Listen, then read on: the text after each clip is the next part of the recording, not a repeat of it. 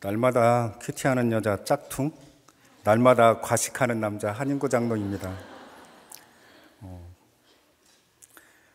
지난주 금요일 아침에 밥을 한 숟갈 뜨려는데 한 통의 전화가 걸려왔습니다.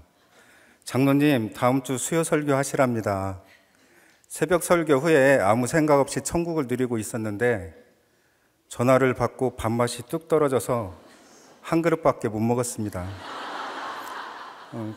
그날 큐티인 본문을 열어보니 죄악이 제거될 내표라는 제목으로 대제사장 여호수아가 더러운 옷을 입고 천사 앞에 서서 사탄의 참소를 당하는 본문이었는데, 마치 이 수요 설교가 더러운 옷을 벗으시고 아름다운 옷을 입히시는 하나님을 내 삶으로 증거하는 애표의 사건이라 해석해 주시는 것 같아 감사했고요.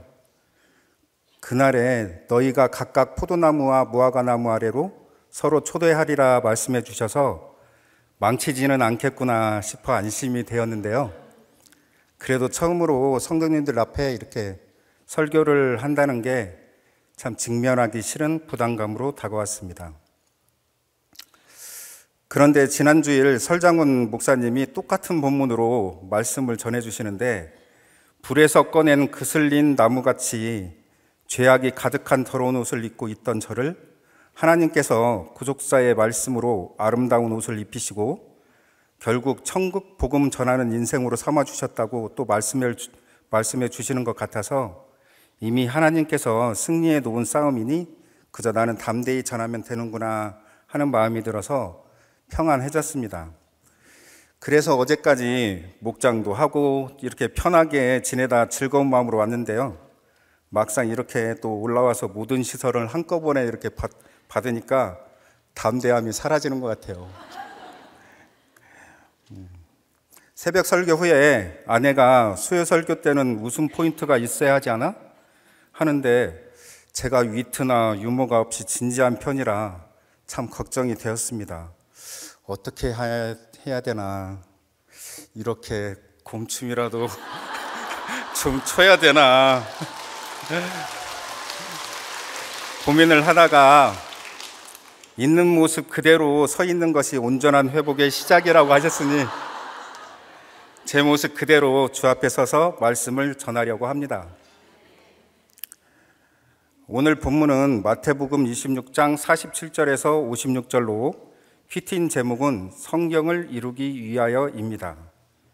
목사님의 마태복음 저서 뜨겁게 행하라를 참고했다고 했는데 베꼈습니다.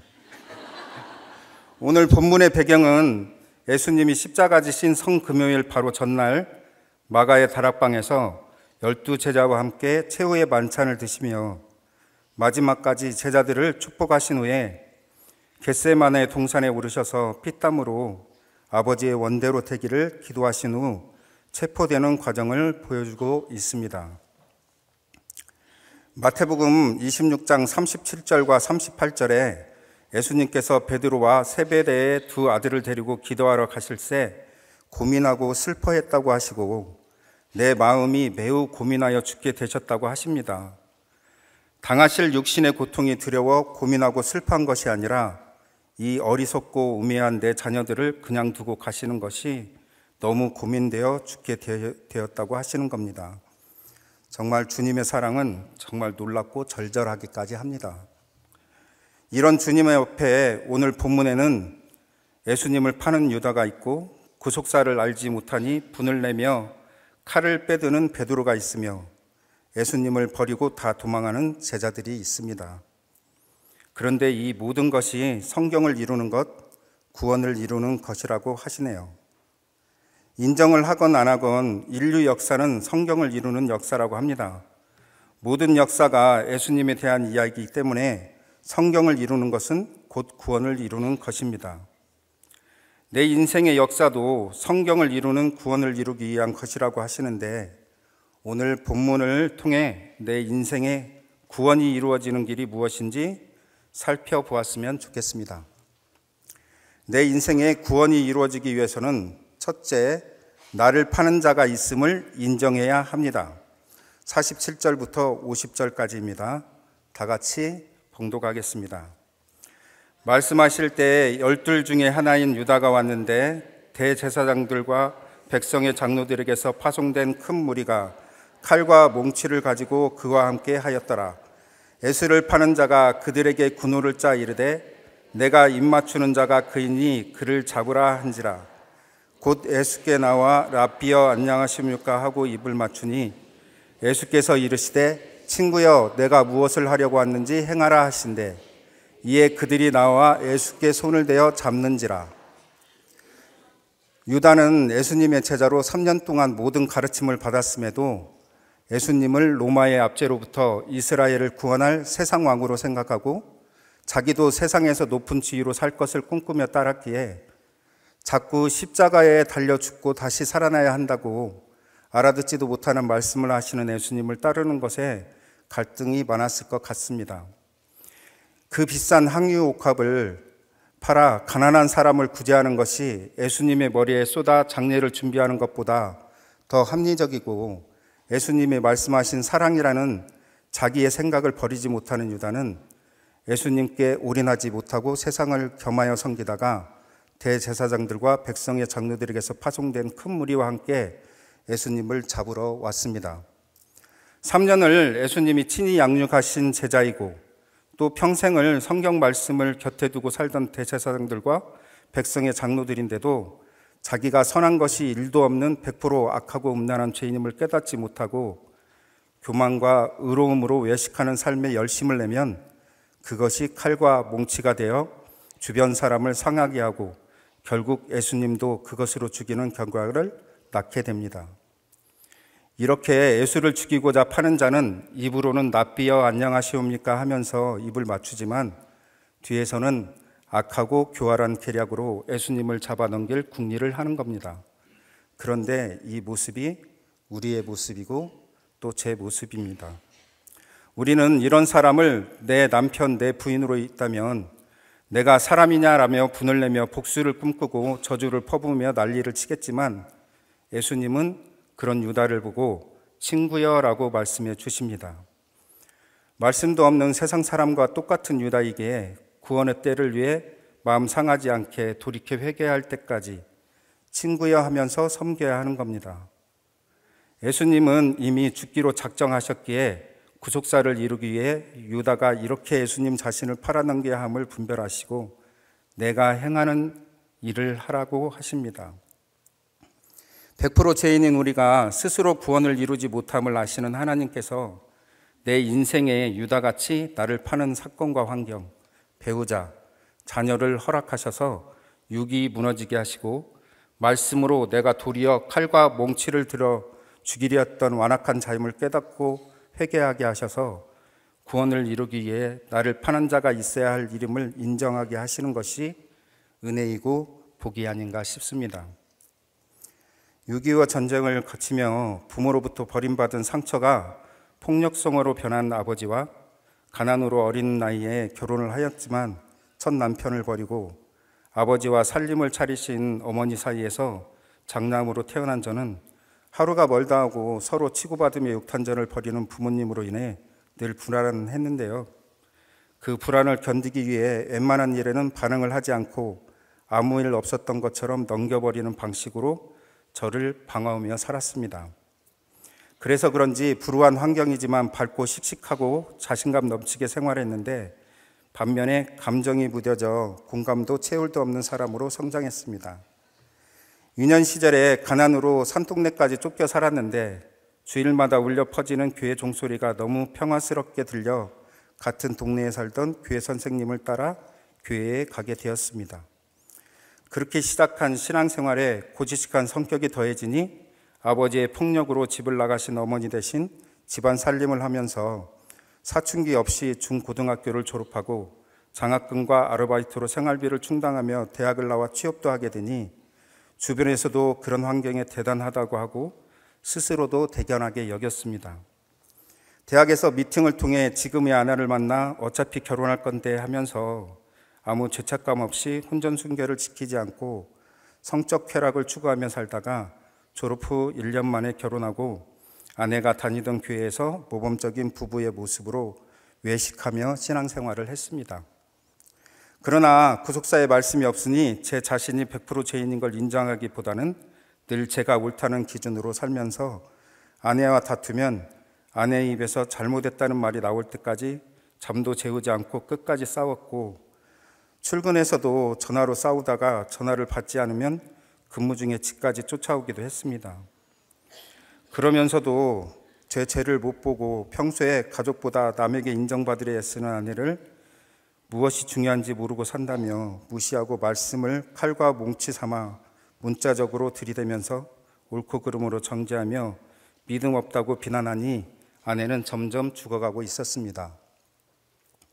그런데도 저는 아내와 아들에게 내가 만든 울타리 안에서 자유를 마음껏 누리라고 하면서 제가 정한 기준과 삶의 방식을 따르도록 강요하며 설득해서 기어코 제 뜻대로 살고 말았기에 생활은 만족스러웠습니다.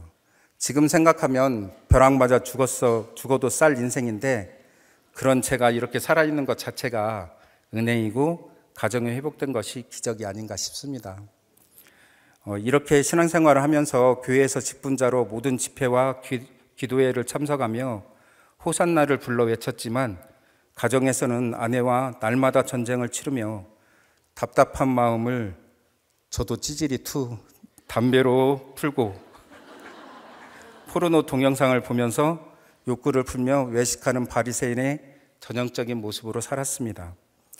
그러던 중 당시 다니던 교회에서 운영하는 지역아동 센터에서 일을 하게 된 아내는 이를 도와주던 남자 성도와 배우자의 문제에 대해서 조언을 하며 지내더니 급기야 그 남자와 외도 사건이 터졌습니다.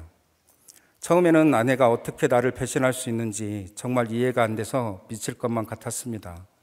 사건이 해석이 안 되니 아내를 원망하며 먹지도 못하는 술을 마셔대며 괴로움에 눈물만 흘렸는데, 어린 아이들을 생각해서라도 아내와 살아야 하지 않나 생각이 들었습니다. 이후 2달 동안 어떻게든 아내를 용서하고 살아보려고 시중에 나와 있는 용서라는 제목의 책들을 무작정 찾아 읽으며 그 책들에 나와 있는 방법대로 살아보겠다고 아내와 여행도 다니고 더 잘해주려고 노력을 했습니다.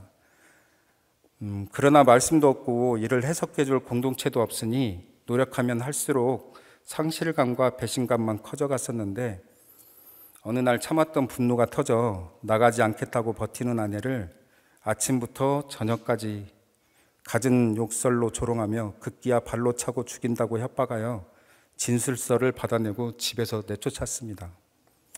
당시 큰아들은 고등학교 1학년이었고 작은 아들은 7살이었는데 아내가 집에서 쫓겨나면서 나가기 전에 아이들을 차례로 안아주었는데, 그때는 그렇게 아이들을 생각하는 니은이 그런 짓을 했냐?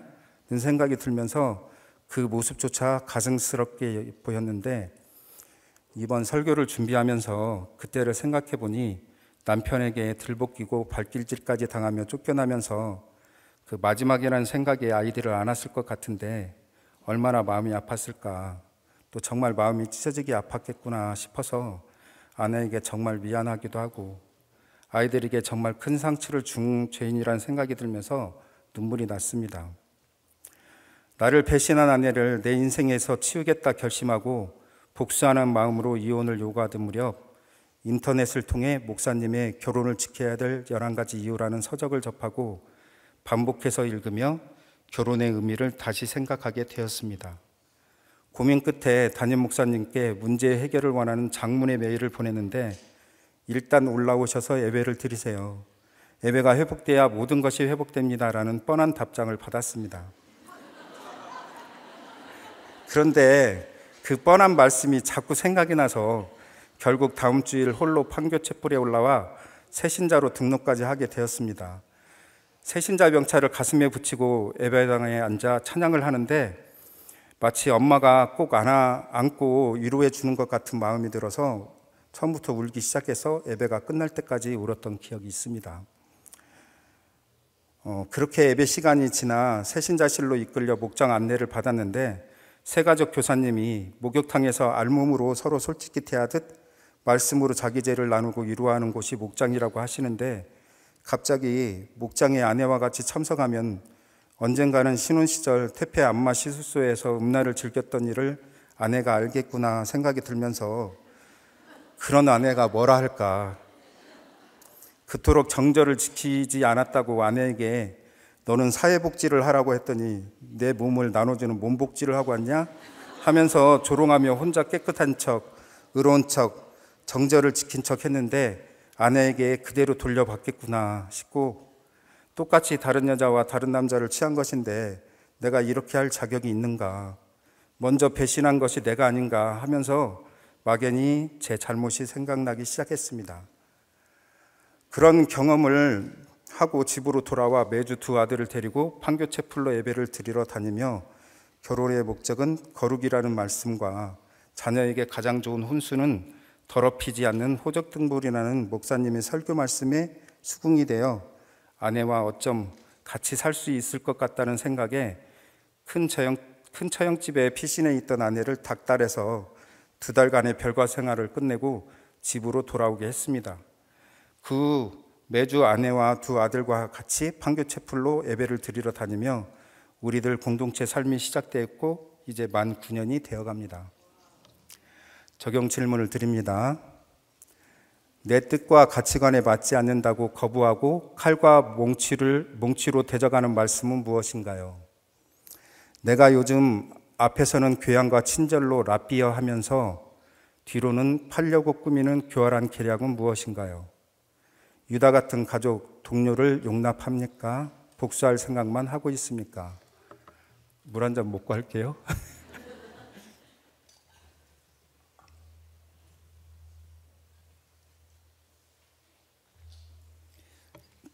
제가 새벽 설교 때 목이 너무 마르는 거예요. 처음 하는 거라 어떻게 하는지도 모르겠고. 근데 물을 마시고 싶은데 녹음을 한다니까 이거 편집을 해주는 것인가? 막 이런 생각이 막 걱정이 드는 거예요. 그래가지고 막 콕 참고 했어요. 목이 막 말라가지고 죽겠는데. 그래서 이번에는 꼭 우리 목사님 따라서 물 한 잔 꼭 마셔야겠다 이런 생각을 했습니다. 자, 내 인생의 구원이 이루어지기 위해서는 둘째, 내게 칼을 뺄 능력이 있어도 쓰지 않아야 합니다. 51절부터 54절까지입니다. 같이 봉독합니다. 예수와 함께 있던 자 중에 하나가 손을 펴 칼을 빼어 대제사장의 종에 쳐 그 귀를 떨어뜨리니 이에 예수께서 이르시되 내 칼을 도로 칼집에 꽂으라. 칼을 가지는 자는 다 칼로 망하느니라. 너는 내가 내 아버지께 구하여 지금 12군단 더 되는 천사를 보내시게 할 수 없는 줄로 아느냐. 내가 만일 그렇게 하면 이런 일이 있으리라 한 성경이 어떻게 이루어지겠느냐 하시더라. 예수님의 제자 베드로가 칼을 빼어 대제사장의 종의 귀를 베어버립니다. 주님이 죽음을 당한 후 사흘 만에 살아나리라고 몇 번을 말씀하셨는데 베드로는 여전히 자기 생각에 갇혀 혈기를 부리며 칼로 대적을 합니다. 예수님 당시 로마 치하에서는 칼을 사용하는 것이 금지되어 있었는데 식민지가 된 이스라엘을 해방하기 위해 무력으로 폭동을 일으켰던 열혈 운동가들은 칼을 지니고 있었다고 합니다. 열혈 운동가들이 칼을 차고 무력으로 로마의 식민지라는 문제를 해결하려고 한 것처럼 아직 말씀으로 길들여지지 않는 베드로는 칼을 들어 예수님을 잡아가려는 이 문제에 호기 좋게 나서서 혈기를 내며 급기야 대제사장의 종의 귀를 베어버립니다. 인간적으로는 누군가 내 문제에 대해 이렇게 목숨을 걸고 앞장서서 처리해주면 참 고맙게 생각했을 것 같은데요. 우리의 인생이 거룩이 목적인 인생임을 아시는 주님은 이 싸움이 혈과 육의 싸움이 아니기에 나를 생각해주는 베드로가 한편으로는 정말 안타까웠을 것 같습니다. 예수님은 이런 베드로에게 내 칼을 도로 칼집에 꽂으라 하십니다. 그리고 내가 하나님의 아들로 내 아버지께 구하여 12군단 더 되는 천사를 보내도록 할 권위 있고 능력도 있지만 쓰지 않음은 인류를 구원할 메시아 그리스도로 오실 것을 예언한 성경 말씀이 이루어지게 함이라고 말씀해 주십니다. 그런데 없는 권리도 주장하며 살고 싶은 것이 우리잖아요. 근데 어떻게 칼을 도로 꽂고 능력이 있어도 쓰지 않을 수 있을까요? 담임 목사님의 팔복산의 온유 설교에서 온유로 번역한 헬라어 프라우스는요, 히브리어 원문으로 보면 아나빔이라고 온유로 번역하기도 하지만 그 기본 뜻이 가난과 같다고 하시면서 자기의 비참한 그 심령의 가난을 보는 사람은 다른 사람을 대할 때 온유로 나타난다고 말씀해 주셨는데, 결국 이렇게 예수님이 잡혀가는 사건과 환경을 통해서 자기의 죄악을 직면하고 죽을 수밖에 없는 비참한 자아를 깨닫고 심령이 가난해져야 그런 나를 죽기까지 사랑하신 하나님의 사랑과 긍휼과 은혜가 비로소 깨달아지고, 그때서야 이런 개차반 같은 나도 구속의 은혜로 살아가는데 내가 당신에게 칼을 빼들 자격이 없다는 것이 인정이 되어서 이 모든 것이 가능해지지 않나 생각이 듭니다. 예수님께서는 체포되어 죽음에 넘겨지는 그 순간에도 나에게 칼이 있어도 칼을 도로 꽂는 것, 능력이 없어서가 아니라 능력이 있어도 쓰지 않는 것이 내 인생의 구원이 이루어지는 길이라고 베드로를 양육해 주신 겁니다. 제 힘으로는 어쩔 도리가 없는 일이 터지니 일순간에 모든 것이 의미가 없어져서 아무런 일도 하고 싶지 않았는데, 이 길 말고는 살 길이 없고 숨을 쉴 방법이 없었기에 판교까지 다니기 시작했습니다. 그렇게 매주 가족 모두 판교 채플에 예배를 드리며 2014년 11월경 제가 1:1 양육을 받던 중이었는데요. 교회 식당에서 아내가 같이 앉아있는 큰아들을 피해 핸드폰 문자를 확인하는 듯한 광경을 보았고, 여전히 아내가 문자로 외도남과 연락하는 것 같다고 오해를 하여 그날부터 다시 심하게 다투기 시작했습니다.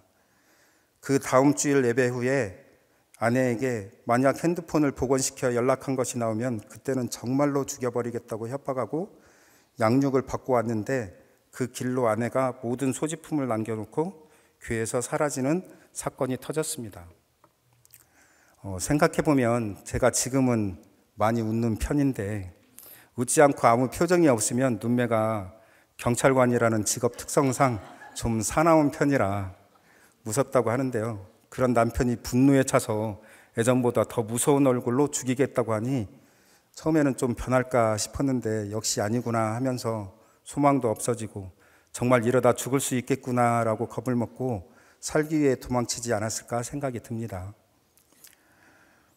몇 달을 구속사의 말씀을 들으며 조금은 말씀이 들리니 교만해져서 담임 목사님의 묵상과 깨달음이 제 것인 양 여기면서도 제 삶에 적용이 없이 여전히 제 뜻대로 행하다가 급기야 칼을 빼어 말구의 귀를 베어버린 베드로같이 아내를 죽이겠다고 협박하여 또 교회에서까지 내어 쫓았습니다.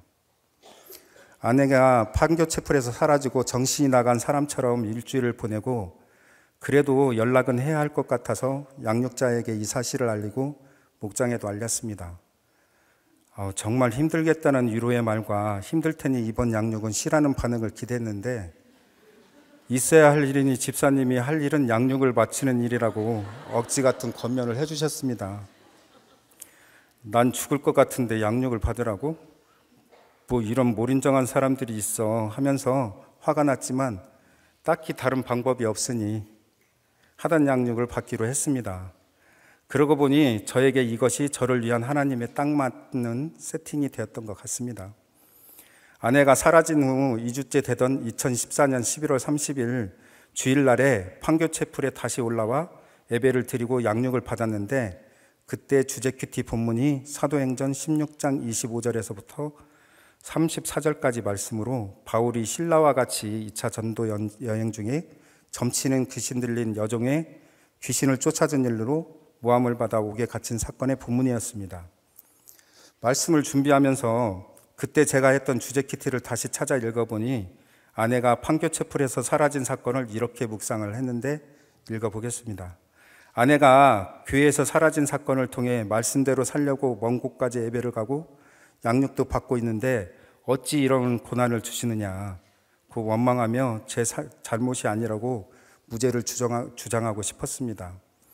그런데 매일 주신 큐티 말씀을 묵상하며 돌이켜 생각을 해보니 말씀으로 자기 죄를 보는 것이 아니라 여전히 옳고 그름의 눈으로 아내가 변하길 바라면서 아내만 바라보니 아내가 숨이 막혔을 것이라는 생각이 들었고, 아직 마음이 공고하여 연약한 아내가 우울증으로 죽어가는 모습을 보면서도 마른 막대기처럼 채울하고 공감 없이 정답만을 이야기하며 닥달하고 분내며 정죄한 제 모습이 1만 달란트 탕감받은 자가 100 데나리온 빚진 동관을 찾아 빚을 독촉하는 악한 종임이 깨달아지면서 이런 저를 다루시기 위해서는 지금 제가 가장 잡고 싶은 아내를 떠나게 하셔야 했구나, 마땅히 당해야 하는 사건이구나 인정이 되었습니다.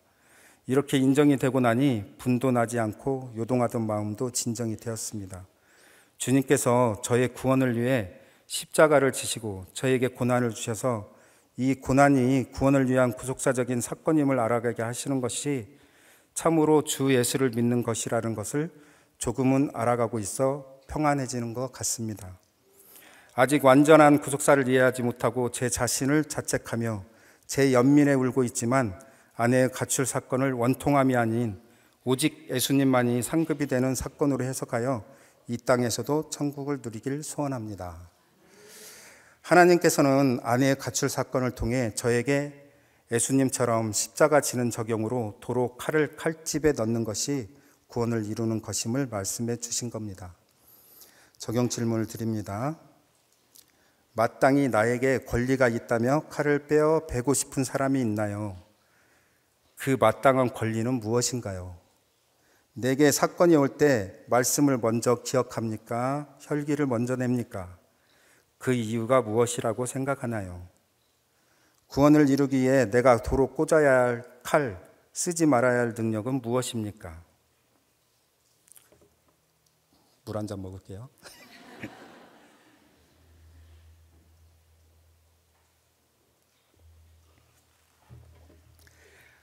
내 인생의 구원이 이루어지기 위해서는 셋째, 버리고 도망하는 연약함까지 채우라고 용납해야 합니다.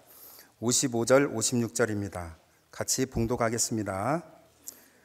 그때 예수께서 무리에게 말씀하시되 너희가 강도를 잡는 것 같이 칼과 몽치를 가지고 나를 잡으러 나왔느냐? 내가 날마다 성전에 앉아 가르쳤으되 너희가 나를 잡지 아니하였도다. 그러나 이렇게 된 것은 다 선지자의 글을 이루려 함이라 하시더라. 이에 제자들이 다 예수를 버리고 도망하니라. 예수님께서 당신을 잡으러 온 무리에게 날마다 성전에서 가르칠 때는 은혜 받았다고 하더만 왜 오늘은 강도를 잡는 것 같이 칼과 뭉치를 가지고 잡으러 왔냐고 물으셨다는 거예요. 예수님이 몰라서 물으신 것이 아니라 자신을 잡아 죽이겠다고 온 무리지만 자기들이 무슨 짓을 하고 있는지 돌아보고 자신의 죄를 직면하도록 또 기회를 주시는 질문을 하신 겁니다.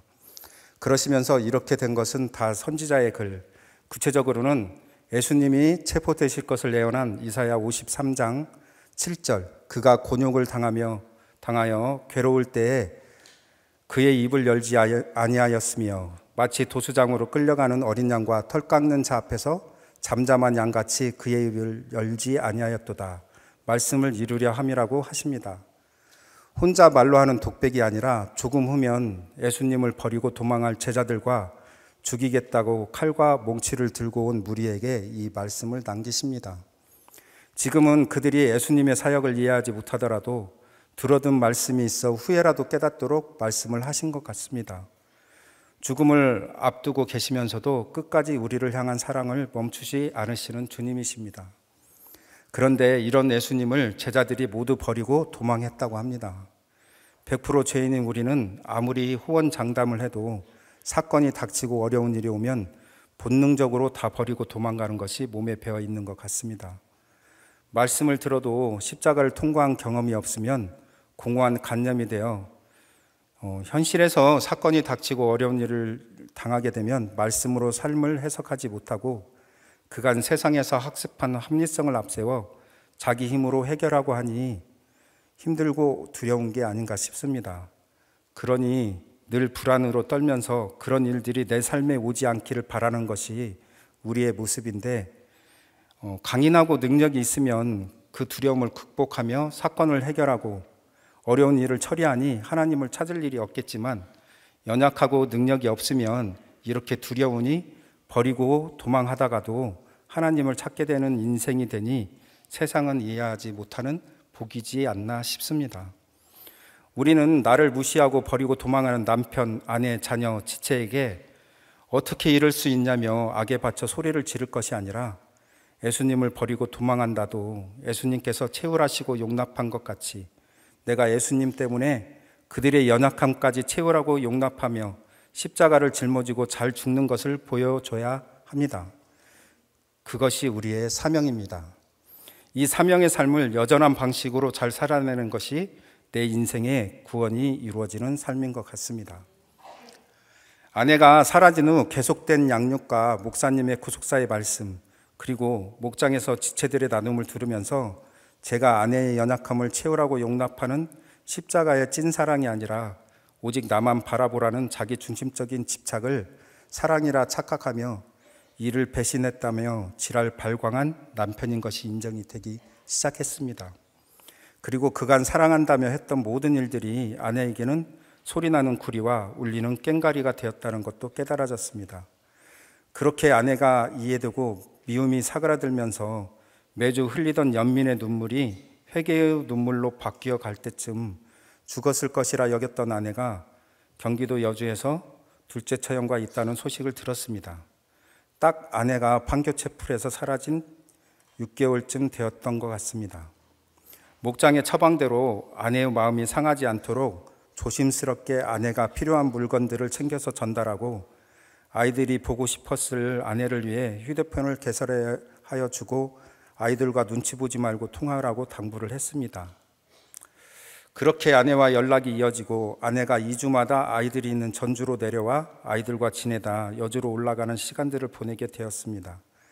당시에는 살아있는 아내가 고맙고 그래도 아이들을 잊지 않고 보러 내려오는 것도 고맙고 누구나 결혼을 하면서 남편에게 사랑받고 행복하길 꿈꿨을 것인데 나 같은 놈을 만나 저렇게 자기 아이들도 마음대로 못 만나는 처지가 되었다는 것이 너무 안쓰럽고 미안해서 마중을 늦게 나왔다고 당신 일부러 나를 골탕 먹이려 늦게 나와 이 땡볕에 세워둔 거야? 면서 화를 내는 아내의 말에도 화가 나지 않았고 저를 그림자 취급하면서 아이들만 챙겨가는 아내의 모습도 전혀 밉지 않았습니다. 예수를 믿고 신앙생활을 하면서 그렇게 열심을 내고 각종 직분을 수행했어도 말씀 없이 제 열심과 의로움으로 했기에 제가 100% 죄인임이 인정이 안 되었습니다. 그러니 정말 하나님의 구속의 찐사랑이 저와 상관이 없었습니다. 말씀을 통해 저와 저희 가정을 향한 구속의 은혜를 알아갈수록 이렇게까지 만든 믿음 없고 한심한 죄인이 저라는 것이 인정이 되면서 아내에게 할 말이 없어졌습니다. 매주 아내를 위해 성교 헌금을 하면서 교회 빨간색 중보 기도용지에 하나님께서 저를 사랑한 그 찐사랑으로 아내를 진정으로 사랑할 수 있도록 해주세요. 아내도 하루빨리 공동체에 속해 구원받을 수 있도록 해주세요 라고 적고 기도하게 되었습니다. 그렇게 아내가 2주마다 내려와 아이들과 시간을 가지다가 2016년 1월 1일 손수 자기 발로 집으로 들어왔습니다. 예수님이 예루살렘에 보잘것없는 새끼나귀를 타고 입성하셨듯 아내는 주었는지 누가 줬는지 모를 허름한 캐리어를 하나 들고 집으로 당당히 들어섰습니다. 그날부터 아내는 안방에서, 저는 거실에서 생활을 하면서 조심스럽게 안방에 큐티인을 놓아두었는데 몇 달이 지나도 거들떠 보지 않았던 것 같다고 제가 새벽 설교에서 말씀을 드렸는데요. 아내가 아니랍니다. 눈치가 보여 매일 3장씩 읽었답니다. 역시 말씀이 짐승을 사람으로 만드는 게 맞는 것 같다고 아내가 말했습니다. 여기 계신 분들도 다 집에서 짐승을 키우고 계실 텐데 밥을 잘 먹이시고 큐티인으로 말씀 묵상만 시키면 다 사람으로 변할 줄 믿습니다. 당시에는 큐티인을 거들떠 보지도 않았다고 생각했지만 그래도 주님께서 아시니 하면서 큐티인을 바꿔 놓아주었고 최대한 마음을 편하게 해주려고 적용하며 저는 매일 큐티를 하면서 우리 목사님께서 말씀하신 대로 이 생활이 영원할 것처럼 살았습니다. 그렇게 지내다가 목장 식구들과 하는 식사 모임에 눈치를 보며 어렵게 데리고 갔는데 그 모임에 참석한 것이 시작이 되어 그렇게 아내가 목장에 붙어가게 되었습니다. 나중에 아내에게 들으니 제가 조심스럽게 눈치 보며 편하게 해주려 신경 쓰는 것 같아 미안해서 한번 따라가 줘야겠다는 생각이 들었다고 합니다. 그렇게 시작된 부부 목장에서 목자님이 아내가 자신이 한 일에 눌리지 않고 나눔을 할 수 있도록 저에게는 아내가 무슨 말을 하더라도 반박하지 말고 입을 다물라는 처방을 하셨고, 그렇게 입을 다물고 아내의 나눔을 들으며 억울한 면도 있고 사실이 아닌 오해도 있어서 변명이라도 하고 싶었지만, 아내가 저렇게 알고 느끼고 있는 것도 모두 제 삶의 결론임이 인정이 되어 잠잠할 수 있었습니다. 그렇게 시간이 지나 하나님께서는 저를 목자로 부르시더니 이제는 호남 지역을 섬기는 초원이 되게 하셨고, 아내도 마을로 섬기게 하셔서 저희 가정의 문제들이 약주례가 되어 지체들을 섬기면서 사명 따라 사는 인생이 되게 하셨습니다. 할렐루야.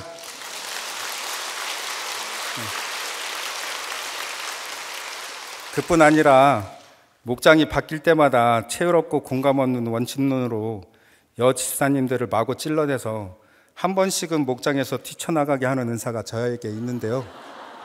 그럴 때마다 아내가 따라 나가서 붙잡고 밖에서 몇 시간씩 뒷수습을 해주고 저를 잘 변명해주고 세워주니 돕는 배필로는 이만한 사람이 없다는 걸 점점 인정하고 있습니다. 이제는 아내와 제가 매일 주시는 말씀으로 서로의 연약함을 인정하고 채우라고 용납함으로 정말 편한 부부 사이가 되었기에 세상에서 감당 못할 일을 당했지만 주님 때문에 회복된 가정으로 그 주님을 증거하는 애표의 인생을 살아가게 하시니 이보다 더 좋은 인생은 없는 것 같습니다. 지난 2월 학대당해에서 장로로 임직을 받으면서 대학을 들어갈 때 농어촌 특별전형이라는 것이 있는데, 호남 지역을 긍휼히 여기신 하나님께서 지역 특별 전형으로 장로로 세워주신 것 같다고 답사를 하면서 스스로 생각해도 함량 미달인 것 같다고 말씀을 드린 적이 있습니다. 제 막내 아들 은우가 중학교 3학년인데 그날 축사를 하면서 장로가 된 아빠보다 아빠를 장로로 세우신 우리들 교회야 담임 목사님이 걱정이 되어 기도가 절로 나온다고 했는데, 듣다가 저도 인정이 되었습니다. 어느 여집사님께서 목자님은 보기만 해도 화를 부르는 면상에다가 체열과 공감이 없는 나레이션 하듯 말하는 목소리는 듣기도 싫었었는데 그렇게 분을 내고 뛰쳐나가면서 양육이 되었다고 말씀하시는데, 회개할 것은 들리지 않고요, 양육이 되었다만 남아서 속도 없이 좋아하는 그런 함량비달 장로가 저입니다. 그런데 목장에서 이 목원들 나눔보다 더 말을 많이 하는 목자인 저를 안타까워서 그런다고 이해해 주시며 참아주시고, 수시로 카톡으로 또 전화로 닥달하는 저를 진상이라기보다 구원의 애통해서 그런 거라며 이해해 주시는 온유한 집사님들이 제 곁에 공동체로 있는 한 함량 미달 장로로 있어도 은혜가 아닌가 싶습니다. 그래서 목장이 너무 좋아서요, 직업이 부업이 되고 목장 섬김이 직업이 되어가나 봅니다. 제가 섬기는 호남 초원에는 빚지고 원통하고 환난당한 많은 지체들이 있습니다. 담임 목사님처럼 암투병 중에도 하나님을 붙들고 교회를 사랑함으로 믿는 자로서 하나님의 100% 오르심에 어떻게 순종하는지 몸소 보여주시며 은혜를 끼쳐주시고 계신 집사님이 있고요. 매주 주일 새벽 6시에 목포 또 광주에서 자녀들을 구속사의 말씀으로 양육하고자 판교까지 예배를 오시는 가정들이 있으며, 타고 다니던 외제차를 정리하고 여러 사람이 탈 수 있는 승합차로 바꿔 목장 지체들을 태우고 예배를 오시는 군산 집사님도 있습니다. 다른 집사님들도 비록 판교 채플에 오는데 3시간 넘게 걸려서 자주 올라오지는 못하지만 그 누구보다 하나님을 사랑하고 담임 목사님을 존경하며 우리 교회의 구속사 큐티 사역이 강에서 바다로 흘러가길 간절히 바라며 기도하는 지체들입니다. 그들을 생각하면 가슴이 먹먹해질 때가 많은데 우리 담임 목사님이 매일 우시는 이유를 조금은 알 수 있게 된 것 같습니다. 주일 설교 말씀에서 새 길을 열어주심은 다 복음 전파와 구원을 위한 일이라고 하셨으니 호남 지역에 장로로 세워주시고 새 길을 열어주심도 다 복음 전파와 구원의 뜻이 있으리라 믿습니다. 바라기는 힘도 없고 능력도 없지만 오직 하나님의 영이 저에게 충만히 임하셔서 우리 호남 초원 지체들을 위해 이해 타산 없이 구원을 향해 묵묵히 전진하는 제가 되었으면 좋겠습니다. 그래서 저와 우리 호남 초원, 호남 지역 지체들을 위해 여기 계신 성도님들의 간절한 중보 기도를 부탁드립니다. 적용 질문을 드립니다. 사건이 올 때 나를 버리고 도망하는 가족이나 지체가 있습니까? 그들의 연약함을 용납합니까? 분을 내고 있습니까? 내 고난을 앞에 두고도 다른 사람의 근심까지 처리하며 돕는 삶이 얼마나 이해가 되십니까?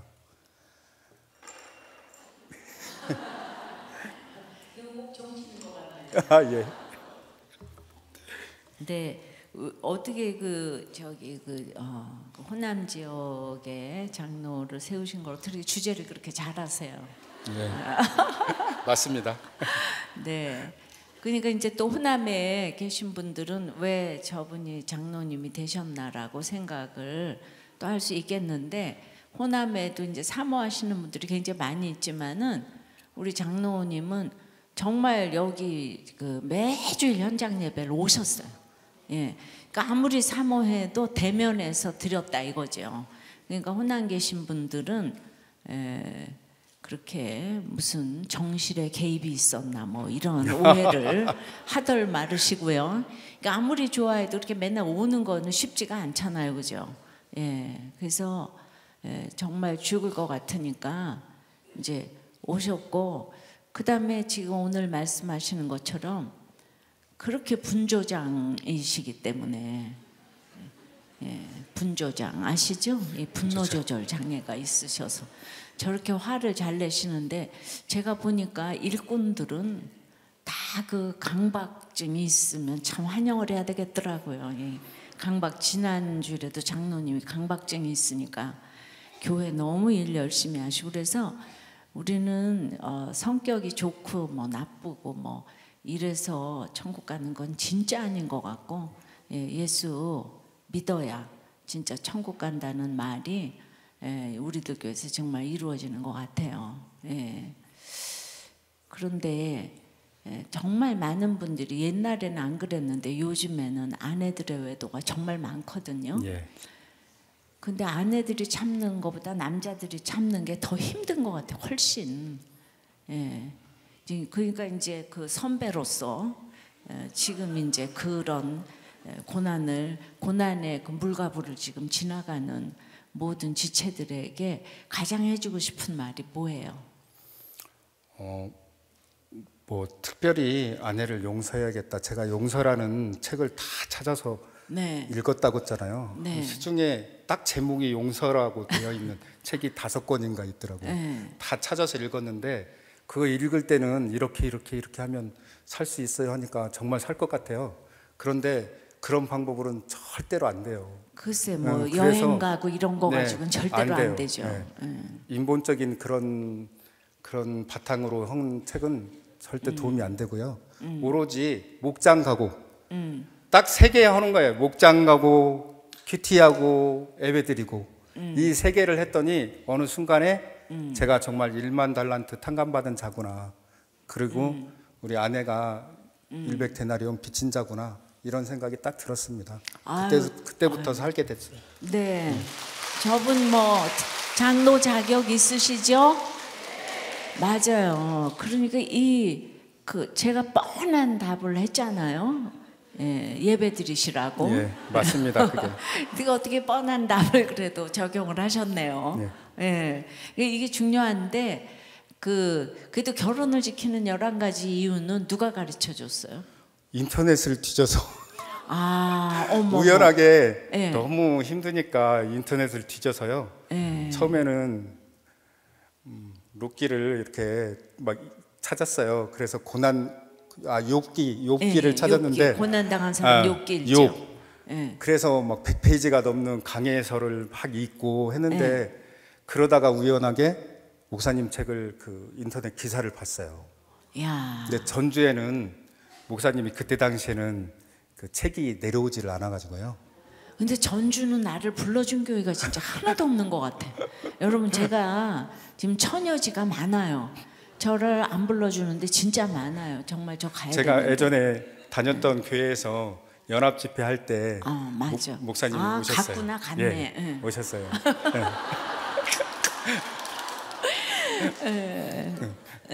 그때 그 교회에서 이제 그만 보내달라고 했는데 목사님이 아직 함량 미달이라 못 보낸다고 말씀하셨던 것 같아요. 내가 함량 미달이라고 뭐라고 했다고? 제가 저를 아직 보낼 단계가 아니다고 다시 맞아. 말씀을 하셨던 것 그러니까 지금 이렇게 또 이게 쓰일 때를 또 제가 만세 전부터 이렇게 쳐다보고. 근데 혼자서는 진짜 이렇게 저도 평신도를 오래 해봤지만 평신도 힘으로는 뭘 진짜 큐티 사역을 한다는 게 정말 그 쉽지가 않은 게 아니고 거의 불가능에 가깝다고 이제 봐야 될 것 같아요. 그래서 그러니까 지금 그 물과 불에서 지금 증인이 되니까 오직 지금 아니 그 은우가요 뭐 너무 영적이에요. 아이가 그 옛날에 기억나시나요? 자기도 엄마 엄마 들어오게 해달라고 기도하고 큐티 열심히 했는데 엄마가 들어오고 편안해지니까 그때부터 자기가 또 큐티가 안 되더라. 초등학교 애가. 그러니까 저 집에 물과 불에 아이들이 저렇게 하여튼 살기만 하면 저렇게 하나님께서 진짜 이렇게 축복을 지금 베풀어 주시고. 우리는 요즘에 아무리 좋은 배우자하고 재혼을 해도 아이들은 엄마가 아무리 이상해도 자기 친부모 찾는 거 우리 요즘에 보시죠? 보시나요? 못 알아들으시나요? 진짜 이혼은 안 하셔야 되고 이걸 다 이제 이해를 하시니까 제가 얘기를 또 해요. 너무 가슴 아픈데 하여튼 그 아이들을 데리고 이렇게 판교까지 꼬박꼬박 오셨어요. 저분이 확실히 강박증 있죠. 그렇죠. 살려고 그래도 강박증은 있죠. 제가 좀 그러니까 저분이 경찰 아저씨잖아요. 그런데 경찰 아저씨가 남 조서받고 할 때 지금 요새는 어떻게 뭐 일 좀 하시는지 약간 for example 좀 해주시면 안 될까? 요즘은 제가 참 능력이 출중한 경찰관이었는데요. 요즘은 이제 구속사 말씀을 들으니까 너무 이해가 되니까 사람이 점점 능력이 없어지는 것 같아요.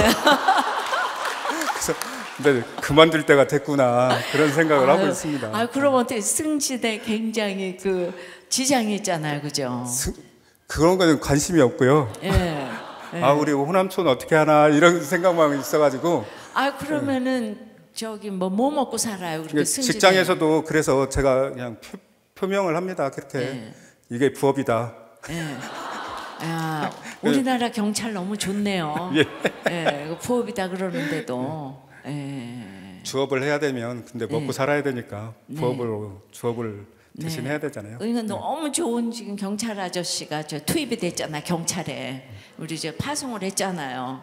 그러니까 우리가 저렇게 좋은 경찰 아저씨만 있으면 얼마나 좋겠어요. 아저씨라 그래서 죄송해요. 뭐 내가 직분을 모르기 때문에 이거 뭐가 높은 건지 낮은 건지도 이렇게 모르고 그래요. 이게 성경을 진짜 이루기 위하여 우리가 살아가야 되는데 요즘 제가 요즘에 무슨 뭐 넷플릭스 다 보지는 않지만은 그런데 보면은 무슨 그 뭔가를 하나 하려면은 언론을 보면은 그 뭐가 당선되기 위해서 사람 하나 죽이는 거는 문제도 아니고 언론을 완전히 장악하는 건 문제도 아니고 그런 걸 보면서 제가 어떻게 여기까지 살아왔나. 나 같은 거 하나 죽이는 건 문제가 아니겠구나. 이러면서 진짜 끔찍하다는 생각이 들었어요. 경찰에서 그런 거를 좀 느끼시나요? 뭐라고 말을 못하겠죠? 그렇죠. 중립. 저희 경찰 이전에 저희는 우리들께 성도니까 저는 하나님만 쳐다보고 갑니다. 굉장히 많이 힘드실 것 같아요, 진짜. 사실은. 많이 가치관이 많이 다르기 때문에 현장에 나가면 그 가치관하고 이렇게 충돌이 많이 나죠. 특히 요즘은 가정이 정말 위기거든요. 그래서 네. 가정 폭력이 맞아요. 너무나 많아요. 신고 중에. 네. 그러면 대부분이 가정 폭력도 대부분의 사유는 다 외도. 근데 그 중에서 아내 외도가 참 많아요. 네. 그럴 때 남편을 붙들고 제 이야기를 합니다. 그럼 완전히 거기서 약재료가 지금 나오네. 저기 아니 저기 구속해야 되는데 거기서 근데 현장을 가면 제가 제일 먼저 이렇게 거실을 싹 둘러봐요. 네. 시작은 미약하나 뭐 이렇게 붙어 있다거나 그의 달력이 붙어 있나 그거부터 쳐다봅니다.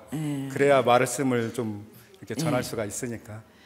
그러니까 진짜 지금 말씀해 주셨는데 가정폭력 외도 이혼 이거 막는 게 우리들 교회 일이잖아요. 네, 맞습니다. 근데 제가 이렇게 새롭게 하소서에서 자살을 방조하는 사람이랑 거기 이제 그거가 떴는데 진짜 말이 안 되잖아요. 난 요즘에 억울한 걸 너무 이렇게 그 경험을 진짜 이렇게 너무 하는데 그게 이런 그 공영방송에 무슨 뭐 유키즈라는 프로 보면은 그 자살에 완전히 그냥 그런 얘기 너무 많이 쓰고 무슨 극단적인 선택 너무너무 많이 쓰는데 거긴 한 번도 안 걸리는 거 있죠. 근데 제가 지금 이혼을 말리고 지금 이제 자살을 말리고 하는 프로잖아요, 그게. 그러니까 사단이 알고 이렇게 지금 공격을 하는 거고 그것도 다 뭐가 정치가 입김이 개입되는지 그런 저기는 하나도 그냥 그 전혀 괜찮은 이거 정말 차별받는 게 아닌가 이런 생각이 지금 들고 그러니까 우리들 교회가 요새 정말 사람을 살리고 있기 때문에 요즘에 일어나는 일련의 사건들을 가지고도 제가 지금 띵크를 이렇게 많이 하는데 그래도 이제 경찰 아저씨 하나 있어서 좋아요. 감사합니다. 그다음에 말씀이 들어가니까 진짜 가가지고 간증하신대잖아요. 이런 경찰 아저씨가 어디 있겠어요, 그죠? 아저씨를 넘어서 경찰 아버지라고 좀 불러드릴까요? 아유, 이제 국민 경찰 뭐 이런 저기. 뭐 목사님이 알아주시니까. 그러니까 그 법원에서 일한 우리 청년부 그 자매 집사님도 지금 그렇게 해서 가정을 살리고 있어서 이제 오신다고 하고 그래서 이런 일이 지금 일어나기 때문에 지금은 모르나 후에는 알리라. 제가 지금 그냥 진짜 할 수 있는 게 없어서 이런 모든 사건에서도 지금 신비한 표정으로 그냥 가만히 있는 거죠. 뭘 해야 될지 몰라가지고 그냥 가만히 있습니다. 여러분 기도 많이 해주시기 바라요. 우리도 그냥 가정을 살리는 교회고 또 이혼을 그 예일대 정신과 의사가 그럽디다. 제가 그거를 봤는데요, 유튜브를. 이분이 서울대학 나와서 예일대 지금 현재 정신과 의사인데 우리는 암 투병을 할 때는 그걸 투병이라고 그러는데 자살한 사람들을 보고는 이렇게 선택이라는 단어를 쓴다는 거예요. 극단적인 선택. 그러니까 그게 무슨 좋은 선택을 한 것처럼 그 얘기 쓰면 안 된다고. 그냥 자살로 써야 된다 그러더라고요. 자살로 써야 된다고. 이거를 보고 또 유튜브 측에 알려주세요. 그렇게 그 다음에 그 사람들에게 제일 좋은 그 처방은 나도 너가 힘들었다. 이 얘기하는 게 최고의 그 치료라는 거예요. 자살하고 싶은 사람한테 나도 너가 힘들었다. 이거 완전히 우리도 꽤 얘기하는 거 아니에요? 맞습니다. 근데 그거는 그냥 그렇게 이제 무슨 그거는 정말 참 이렇게 정말 너무나 이제 빙산의 일각을 얘기하신 건데 이제 우리는 이거를 지금 너무 실천하고 있기 때문에 이거 이제 우리는 이제 마귀로 가는 사람들은 넓은 길로 가는 사람 누가 아무도 이렇게 이제 뭐 관심도 없잖아요, 그죠? 근데 우리가 지금 이제 좁은 길로 가고 생명길로 가는 그걸 지금 하니까 점점 수준이 높은지 공격이 많네요. 근데 지금 저렇게 이 밑에 모든 각자의 있는 삶에서 지금 이렇게 얘기를 하는 게 아주 그냥 굉장히 좋은, 하나님이 가장 기뻐하시는 방법이라는 생각이 들어요. 아멘. 여러분들의 모든 직장과 그 삶에서 저렇게 얘기를 하시고 아주 저런 위치에서 얘기한다는 건 하늘의 별 따기거든요. 그러니까 이 모든 고난이 너무 잘 쓰인다고 생각이 됩니다. 예, 너무 수고하셨고요. 특별히 아내 집사님이 이런 얘기를 하는 거를 지금 다 듣고 있다는 것에 대해서 우리가 박수를 한번 좀. 같이 왔거든요. 네? 같이 왔습니다. 같이 왔어요? 네. 아유, 어떻게 일어나서 인사 좀 시켜도 될까요? 그럼요. 아유, 아내 좀 일어나 봐요. 어디 같이 왔어요? 최고의 배필. 네. 어디 왔어요? 저기 가운데. 네. 아유, 저분은 그냥 외도에서 상 받는 참 굉장한 그냥 위치에 계시네요. 별이에요, 별. 네. 아유, 너무 은혜 받았습니다. 말씀을 맺겠습니다. 내 인생의 구원이 이루어지기 위해서 악하고 음란한 내가 스스로 구원에 이르지 못하기에 하나님께서 나를 파는 사건, 환경, 지체를 허락하심을 알아야 합니다. 칼을 뺄 능력이 있어도 내가 1만 달란트 탕감받은 자로 자격 없음을 알고 빼지 말아야 합니다. 더 나아가 버리고 도망하는 연약함까지 채우라고 용납함으로 그 인생까지 구원에 이르게 해야 합니다. 비록 인간이 100% 죄인이게 믿었던 배우자, 자녀, 지체들에게 언제든 버려지고 도망침을 당할 수 있지만 예수님께서 우리에게 하셨던 것처럼 그 모습까지 채우라고 용납하면 당장은 분이 나겠지만 후에는 알리라 하셨듯이 큰 은혜로 구원이 이루어지는 인생이 되게 하심을 믿고 전진하는 우리 모두가 되었으면 좋겠습니다. 기도하겠습니다. 하나님 아버지, 성경이 인간론이라 하셨는데 말씀이 없으니 입으로는 제가 예수님을 못 박은 죄인이라고 고백하면서도 정작 100% 죄인임을 인정이 안 되었습니다. 그래서 바리새인처럼 외식하며 말씀을 칼과 몽치 삼아 아내와 아이들을 죽이고 지체까지 쳐 죽였던 악한 종으로 살았습니다. 그런 저에게 아내의 외도 사건을 허락하여 주셔서 제 죄를 보게 하시고 이런 저에게는 나를 파는 자가 있어야 함을 인정케 해주시니 감사를 드립니다. 구속사의 말씀을 통해 긍휼함이 필요한 1만 달란트 탕감받은 자로 칼을 빼들 자격조차 없음을 알게 하시고 버리고 도망하는 연약한 아내의 모습에서 주님께 행한 제 모습을 깨닫고 회개하게 인도해 주심이 은혜임을 고백합니다. 바라기는 우리 모두가 각자 인생에 구원이 이루어지도록 역사하시는 주님의 사랑을 깨닫고 십자가를 길러 놓고 채우라고 용납하는 삶을 살게 도와 주시옵소서.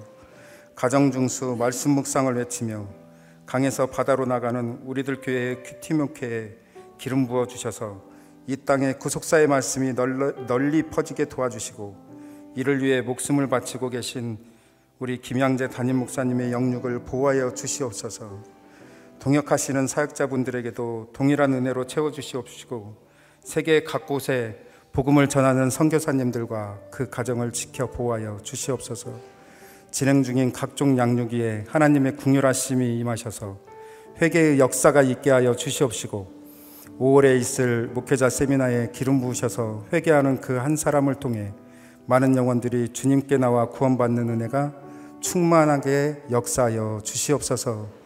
이 모든 말씀을 우리 주 예수 그리스도 이름으로 기도드립니다. 아멘.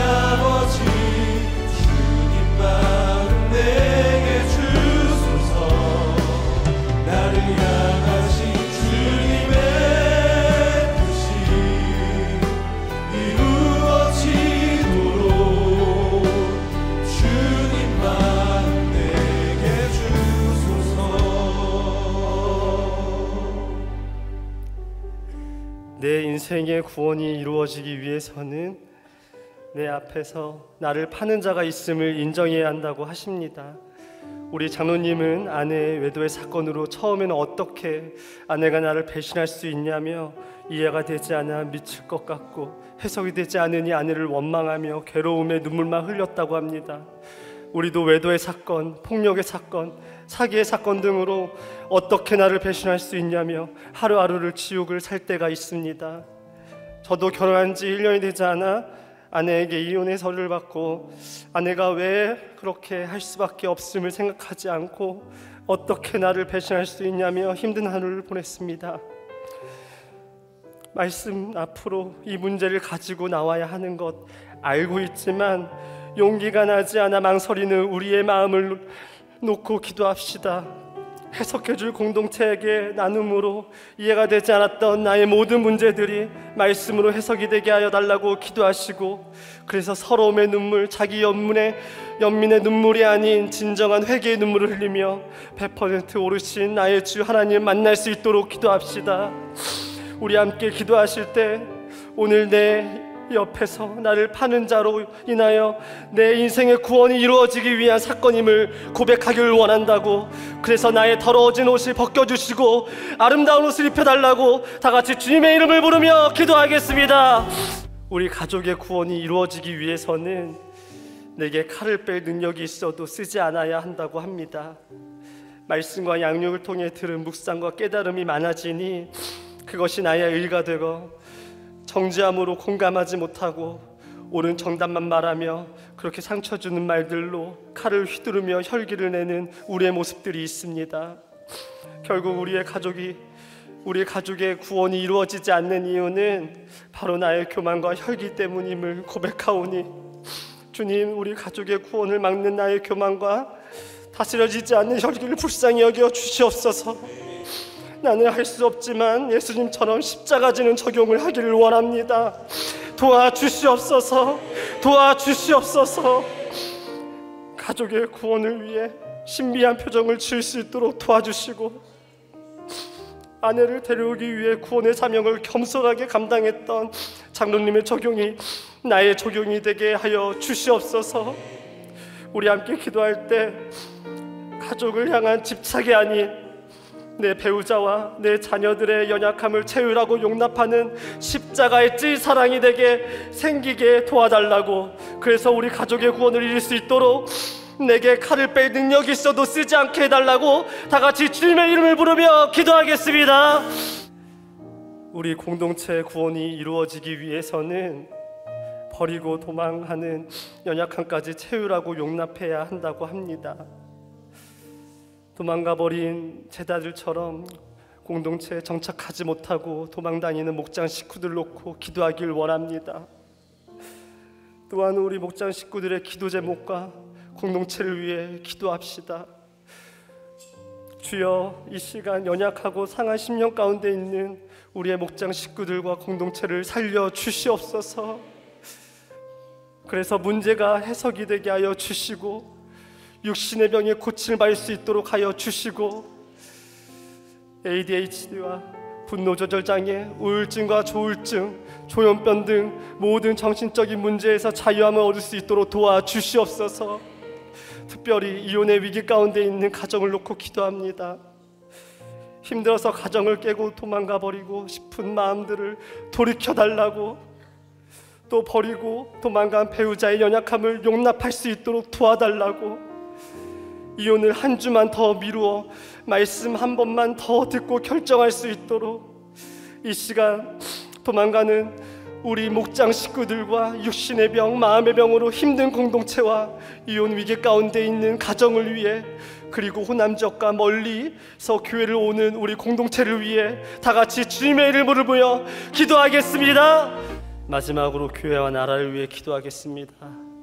현재 진행되고 있는 모든 양육과 교육과정을 통하여 싹이 나게 하여 주시옵고, 다음 주 토요일 진행될 아버지 학교를 위해 기도하오니 그곳에 참석하시는 모든 아버지들이 새 힘을 얻어 가정을 섬기고 교회와 공동체를 섬길 수 있도록 도와달라고 기도합시다.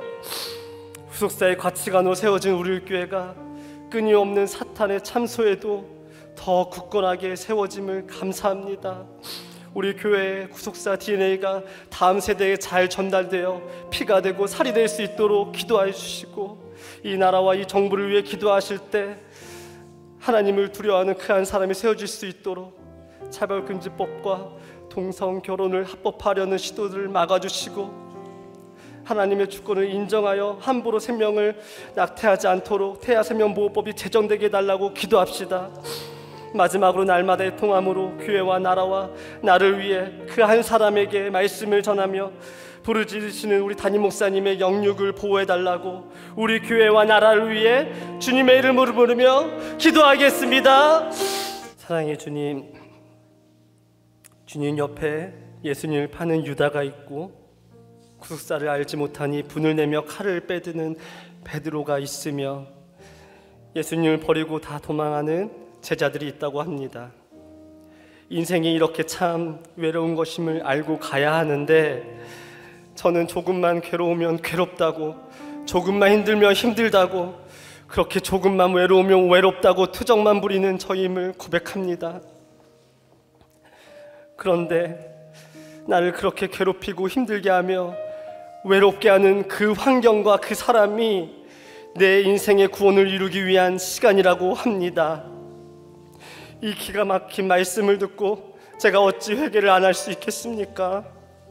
주님, 내 감정과 내 생각에만 갇혀 칼과 뭉치로 분노만 삼켰던 저희를 불쌍히 여겨 주시옵소서. 주님, 장로님의 말씀으로 시작된 이 회개의 고백이 나의 고백이 되고 또 우리의 고백이 될 수 있도록 주여, 오늘 이곳에 모인 모든 성도님들의 마음을 어루만져 주시옵고 위로하여 주셔서 오늘 주님을 판 유다에게 친구여, 친구여, 그렇게 친구라 불러주시는 주님의 은혜와 사랑이 들리게 하여 주시옵소서. 그래서 해결되지 않은 혈기로 배우자를 죽이고 자녀를 죽이고 결국 나도 죽이며 살았을 우리의 인생인데, 말씀이 들리는 은혜와 해석해주는 공동체를 만나 하루하루 살아남으로 나도 살고 남도 살리는 인생이 되게 하여 주시옵소서. 이 시간 우리 공동체를 위해 기도합니다. ADHD와 분노조절장애, 조울증과 우울증, 조현병 등 모든 정신적인 문제와 육체의 병이 고침을 받아 나음을 얻게 하여 주시옵고, 병간호를 하는 우리 모든 식구들 위해 아픔을 받아낼 수 있는 체력과 담대한 마음을 주시옵소서. 특별히 저희 목장의 자녀도 조현병으로 지금 병원에 입원했습니다. 주님, 불쌍히 여겨주시고 살려주시옵소서. 살려주시옵소서. 또한 이혼의 위기 가운데 있는 가정을 위해 기도하오니 한 주만 더 미룰 수 있는 용기를 주시고, 말씀이 들려 내 힘이 아닌 말씀의 힘으로 배우자를 받아낼 힘을 주셔서 두려워하지 않고 무너진 성전을 다시 재건할 수 있도록 도와주시옵소서. 늘 눈물로 걸어가시는 담임 목사님의 영육간의 강건함을 허락하여 주시옵고, 문서사역과 반송사역 기름 부어 주시옵소서. 구원의 사명을 위해 좁은 길을 걸어가는 우리께 모든 사역과 양육 위에 말씀이 더해지고 그 한 사람이 말씀으로 살아나게 하여 주시옵소서. 다음 세대를 위해 기도합니다. 어렸을 때부터 구속사적 말씀 묵상을 할 수 있도록 말씀을 준비하는 모든 사역자들에게 지혜를 주시옵고, 각 부서 부장단들과 헌신함으로 섬기시는 선생님들의 건강을 지켜주시고 또 그 자녀들도 책임져 주시옵소서.